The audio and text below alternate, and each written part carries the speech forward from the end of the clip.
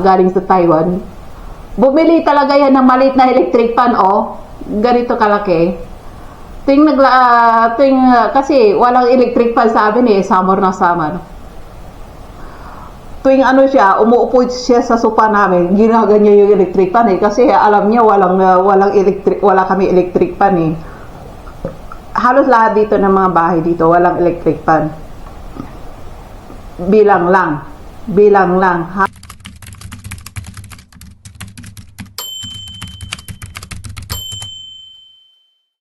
Ako, ito ang hapunan ko lang.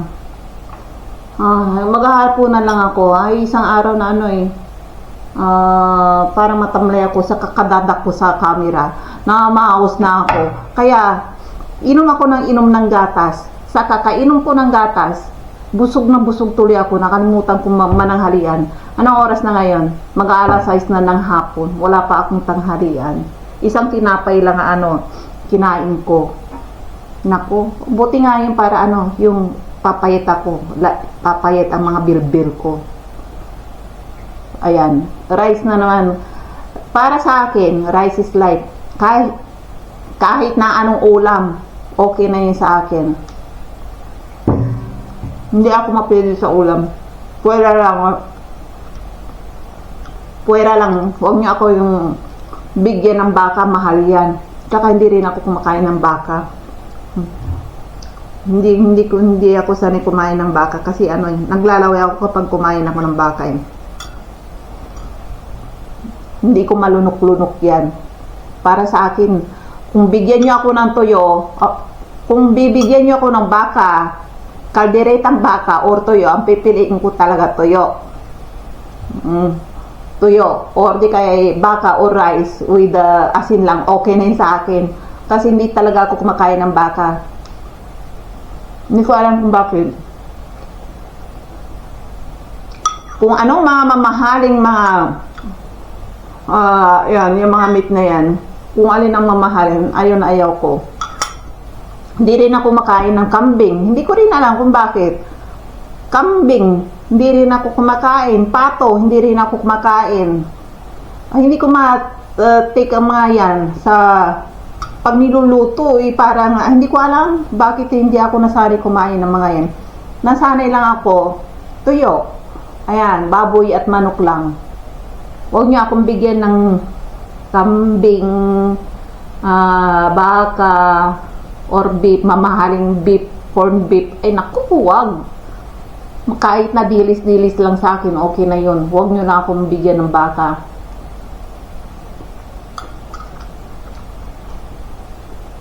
Ayan. Nasa kawali na tayo. Kumain. Na lang, dito na lang. Ang sarap eh. Sarap nung sauce na inadobong patatas. Mayroon pa ako hanggang kahapon. Ayan. May mga nagtatanong sa akin.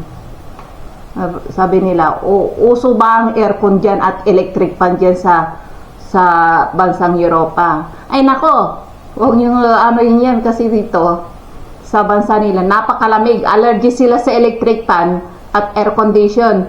Ang nag-e-aircon lang, yung malalaking restaurant sa tag-init at mga shopping mall. Kahit yung ibang supermarket or halimbawa sa mga butik ganyan, hindi sila mismo nag-e-aircon minsan. Papasok ka yung popular na brand na Rossmann dito sa amin. Tanghaling tapat is halos mga 30 degree o 35 degree. Papasok ka sa loob ng butika nila, yung popular na bilihan ng lahat ng mga shampoo, lahat mga ganyan. Walang aircon. Napakainit sa loob. Paminsan-minsan lang nila ino-open. Kaya sabi ko sa inyo, hindi uso ang electric fan dito at aircon. Kaya nung dinala ko yung asawa ko sa Asia, sa Taiwan, ayaw ko yung katabi sa sa kwarto na may aircon. Kasi Kahit na anong open mo ng aircon, kapag nakatulog ka na, papatayin niya kasi sabi niya sa akin, giniginaw daw siya. Pag pinatay niya, ayan, mag-aaway na kami kasi sabi ko, ang init. Sabi ko, buhayin mo yung aircon. Or kahit na electric fan lang. Ayaw talaga niyang buhayin. Ay, nako. Kaya, kung minsan sabi ko, doon ka sa kabilang kwarto matulog, huwag kang sumama dito sa kwarto namin. Kasi talagang ayaw niya, allergy sa mga ganyan. Kahit na, electric pa lang nabuhayin mo, papatay, ayaw niya kasi sabi niya sa akin, naririndi daw siya, hindi raw siya makatulog sa electric fan, ang ingay daw. Kahit na 40 degree yan, hindi yan nag-aircon or nag-electric fan. Dito sa amin, nung bagong salta ako rito, sabi ko, adi sa init na init ako. Doon sa bahay namin, kasi hindi itong bahay namin noon doon sa kabila pa. Nako, kahit na sabi ko sa kanya, sabi ko sa kanya, wala bang electric fan dito? Sabi kong gano'n sa kanya. Bagong salta ako, sabi niya wala. Kasi ayaw niya bumili. Kasi may ayaw niya talaga bumili na mga ganyan. Sabi ko, ang init kasi, kailangan ko na electric fan bago matulog. Sabi ko, ang init, sabi kong gano'n, grabe, sabi kong gano'n.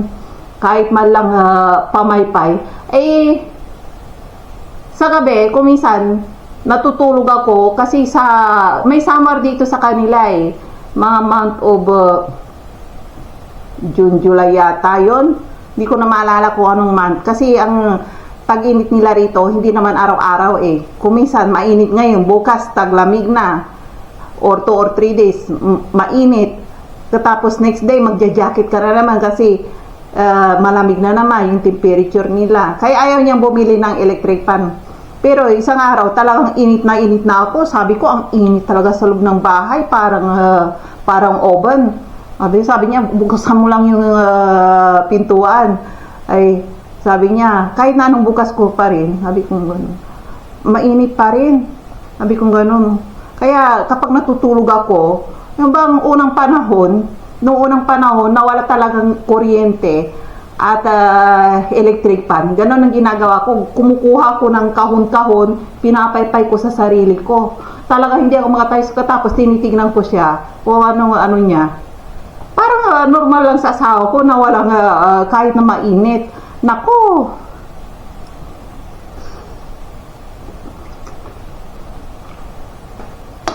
Kahit na 40 degree dito sa kanila, natitiis nila yung temperature. Gustong-gusto nga nila Gustong-gusto nila. Tapos gusto nila mainit dito kasi excited sila. Tingnan niyo ngayon, taglamig. Halos walang araw. Kaya gusto nila tag-init. Sa atin naman sabik sa lamig. Kasi sa atin puro summer doon sa Pilipinas. Tapos, nung pumasok kami sa mall, sa Pilipinas din, or sa Taiwan, sabi niya, grabe ang morning nyo, sabi niya ang gano'n. Super ang aircon, akala parang negative 25, sabi niya, halos talaga mga tao dito sabi niya. Sa labas, ang init-init, pagpasok mo, magja-jacket ka, magbobonit ka sa loob, sabi niya. Talaga yung pinakamakapal na jacket ang iisuot mo sa loob ng... Ikinikwento niya rito sa pagdating niya rito. Talaga magsusot ka ng bonnet at saka magsusot ka ng jacket sa shopping mall nila. Super lamig, sabi niya gano'n. Pero paglabas mo, super init, sabi niya gano'n. Totoo naman di ba yung mga shopping mall dyan sa atin, super lamig, magja-jacket ka. Nako.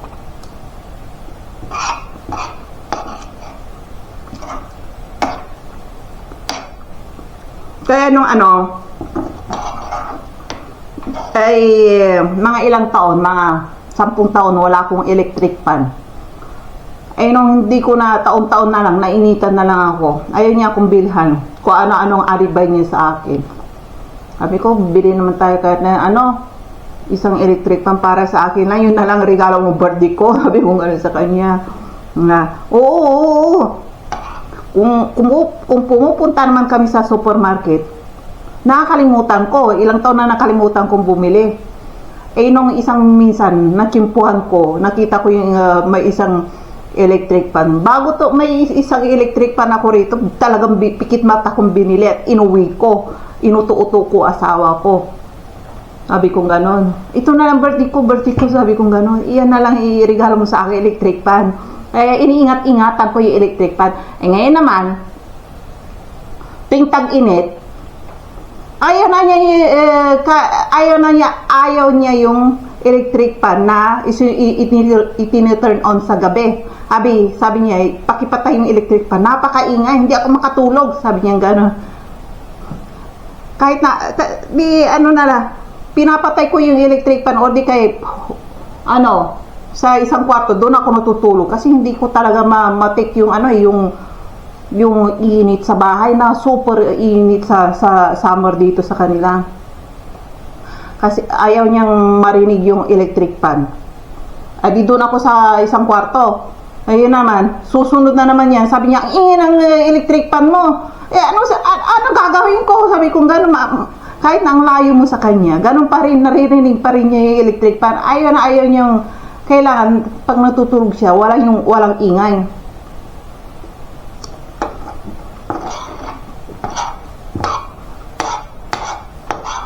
Kaya sabi ko, kahit yung biyanan ko,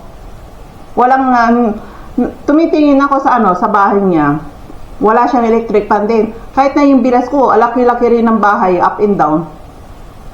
Wala ring electric fan. Nako.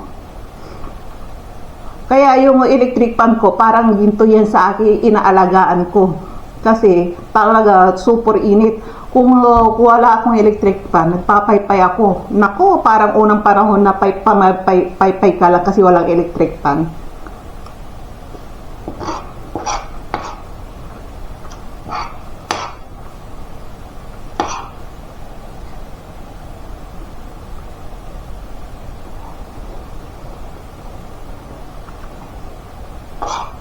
Gabi na wala pa yung anak ko.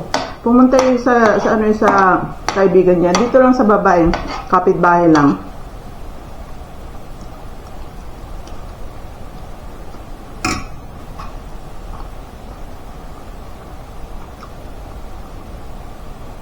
Kaya ayaw kong masasanay yan sa kagagala. Gabi na.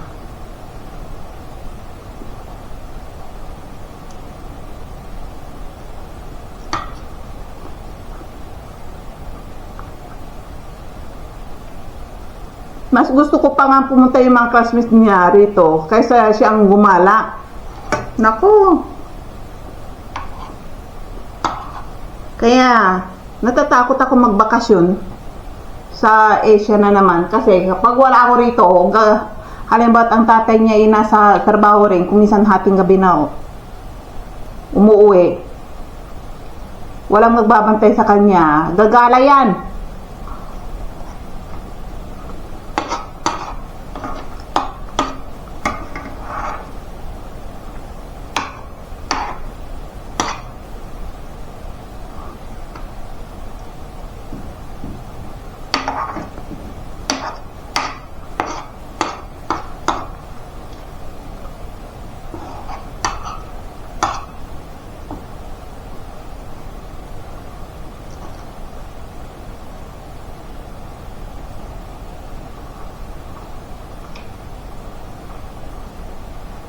Mag-aalas 7 na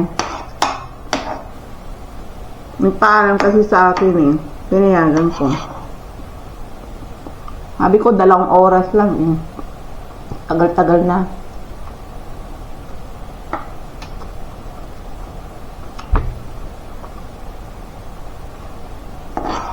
Kaya yun, yung sinasabi ko sa inyo. Kung baguhan kayo rito sa Czech Republic at malapit ng summer, Malang electric pan dito. At halos hindi sila na, kapag mga ganitong snow, halos wala kayong mabiling mga electric pan sa shopping mall. Sa grocery, sa electronic shop. Walang naka-display mga, dyan, mga electric pan. Kaya, kung gusto nyo, nagbibintang lang yata sila on summer.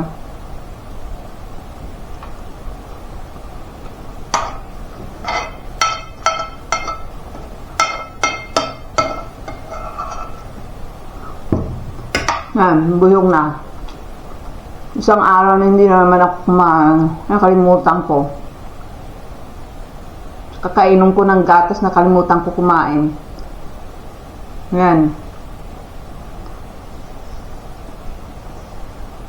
Kaya kung baguhan kayo rito, kahit na hindi nyo na dalhin yung asawa nyo sa groceryhan or kahit sa groceryhan minsan rin nagbibinta sila. Bilihan ng mga appliances. Bibinta sila. Shopping mall lang naman puntahan lang naman tao rito eh. Doon kayo makakabili. Kahit na kung marunong na kayong bumili na lang kayong mag-isa kasi alam ko yung mga apap dito sila hindi mo yan mapipilit na bumili sila ng yung aircon or di kaya electric fan. Hindi yan talaga bibili. Kahit na nakikita ka ng namamaypay ka, wala silang pakialam, gustong-gusto nga nila eh. Yan yung init ng panahon.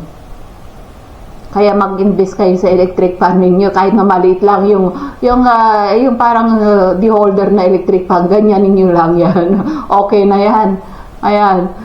Kaya galing sa Taiwan, bumili talaga yan ng maliit na electric fan ganito kalaki.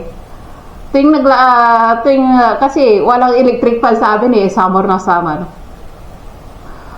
Tuwing umuupo siya sa sofa namin, ginaganyan yung electric fan kasi alam niya wala kami electric fan Halos lahat dito ng mga bahay dito walang electric fan.